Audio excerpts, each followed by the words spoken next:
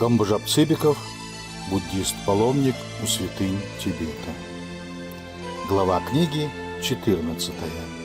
Монастырь Даши Хунбо. Часть 56.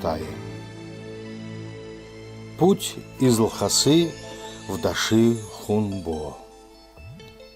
Во время моего пребывания в Лхасе я сделал две экскурсии. Одну в главный город провинции Цзан, Шихадзе, а другую в древний город-монастырь Цзэтан, находящийся на реке Цзэнбочу в южной части провинции Уй.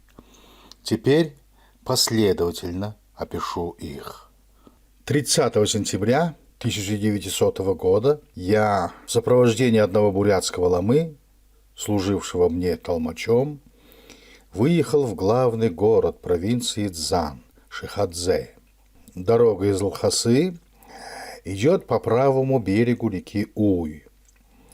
В верстах в 11-12 от Лхасы, там, где эта река близко подходит к правобережным горам, на скалистом горном носу в древности находился знаменитый замок Данхар, который до возвышения Паталы владычествовал над Лхасой и ее окрестностями.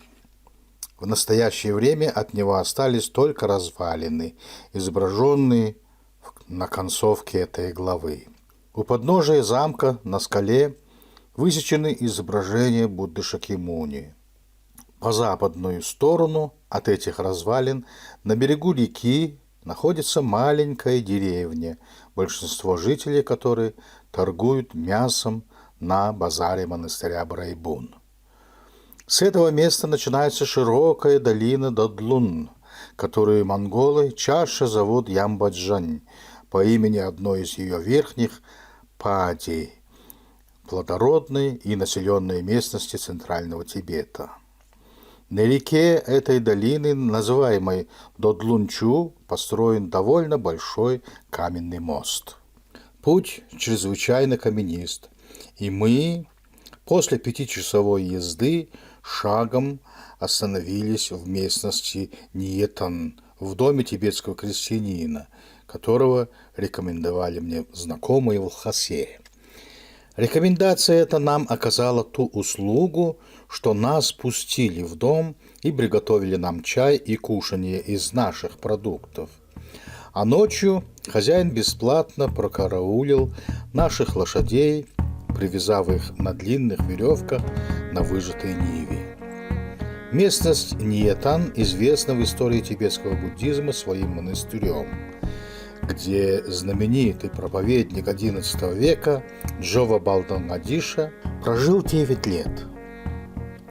В настоящее время монастыря уже нет, а указывают в особом Сума, большой субурган, в котором, по уверению местных жителей, находится прах его проповедника. В некотором отдалении от него находится Сума с большой статуей Тары, по-тибетски Долма. 1 октября мы двинулись далее по тому же правому берегу Уйчуй. На этом пути река местами очень близко подходит к правобережным скалистым горам, потому приходится ехать по голым скалам и опасным обрывам. Ближе к устью долина расширяется, и река отходит к левобережным горам, и там, соединившись с рекой Цзанбочу, уходит на юго-восток.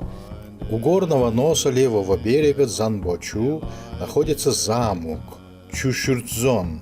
Пройдя далее по левому берегу реки Цзанбо, мы ночевали в деревне Джаласа после 9,5-часового движения. Так как здесь мы не могли найти постоялого двора, то попросились в дом одного крестьянина и купили у него соломы для лошадей. Утром же уплатили за топливо 1 каган, это 3,5 копейки. 2 числа тут же против названной деревни переправились на карбазах через реку Цзанбочу. У карбазов по-тибетски чуйшинда, в буквальном переводе водяной деревянный конь. Длина около 5 саженей, ширина в кормовой части около 2 саженей, а в носовой около сажени. Дно плоское, а животных ставят прямо на него. На носу изображение лошадиной головы. Весел 5, 4 по бокам и 1 на корме. За перевоз мы уплатили по полмонете с лошади со всадником, после чего перевозчики просили наводку не менее настойчиво, чем в нашем Отечестве.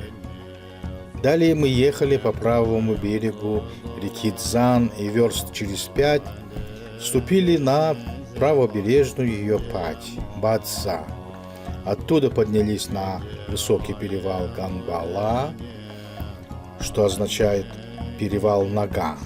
Кстати, заметим, что тибетцы, по-видимому, любят давать перевалам названия частей тела.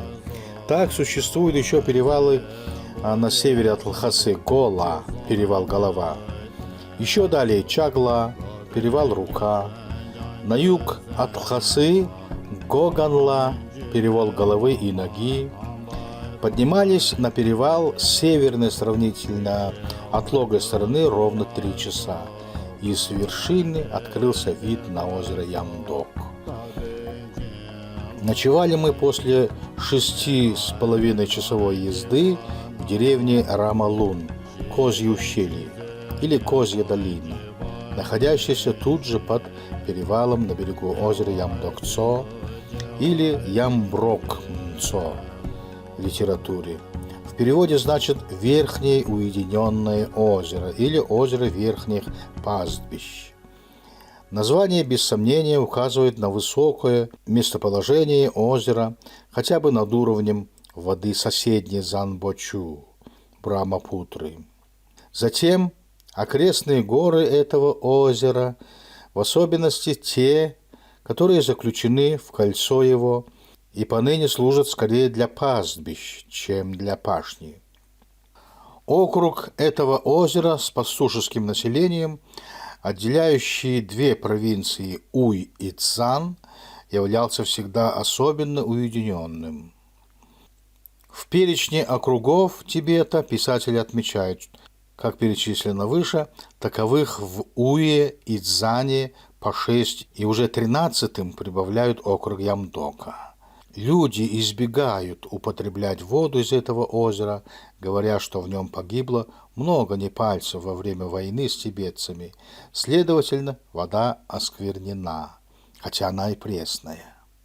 3-го дня мы ехали по северному берегу озера, который очень пустынен. В неглубоких боковых падях видны были площадки, когда-то занятые пашнями. Ближе к северо-западному концу озера находится старинный замок Балдэйдзон, что в живой речи звучит как Байдэйдзон. Около него обычная деревня с пашнями поблизости. Замок этот находится как раз между 2 провинциями Уй и Цзан. Местность по северному берегу озера, являющаяся соединением 2 провинций, служила, по-видимому, полем враждебных столкновений независимых удельных владельцев. Здесь происходили сражения между джунгарами и цзанцами, а также между непальцами и тибетцами. На северо-западном краю озеро разветвляется на 2 рукава, из коих один направляется на юг, а другой на северо-запад и выпускает из себя реку Ронн, по которой и лежал наш дальнейший путь. После 8-часового движения в продолжение дня на ночь мы остановились в деревне Цзатан, травянистая равнина. Тибетцы очень неохотно пускают к себе путников на ночлег, и лишь выгода продать соломы и получить за топливо заставляет отводить для них какой-нибудь навес или сарай по соседству с домашними животными. 4-го путь наш, шедший вниз по речке Рон, оказался чрезвычайно трудным по своей каменистости, крутым подъемом и спуском во враги. Долина чрезвычайно узка и мало населена. Деревушки ютятся лишь при устьях боковых падей и на обрывистых берегах, где есть какая-нибудь возможность для хлебопашества, после 6-часовой езды от места ночлега мы пришли в деревню Чусринха, где много холодных и горячих минеральных ключей. Температура горячих ключей, по-видимому, чрезвычайно высока. Я, по крайней мере, не мог долго подержать руки в воде, текущей по деревне из ключа. Сделав отсюда еще 2-часовой путь, остановились ночлегом в местечке Тамбейса. Так называли нам вообще эту местность. 5 октября нам встретился на пути ронский замок Риньбунцзон, замок кучи драгоценностей, игравший в истории уделов немалую роль. Далее, после 3,5-часовой езды, мы достигли небольшого монастыря Ронского Джамчена, где главной святыней, как показывает название, является медная статуя Майтреи около 5 саженей вышины. Она изображает Майтрею в сидячем положении со сложенными под себя ногами в 9-летнем возрасте. Через 1,5 часа после выезда из монастыря мы прибыли к реке Цзан.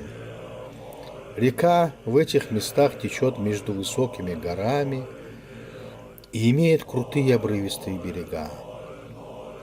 Дорога часто поднимается на крутые скалы, когда они близко подходят к реке, не оставляя промежутка между собою и берегом реки для проезда.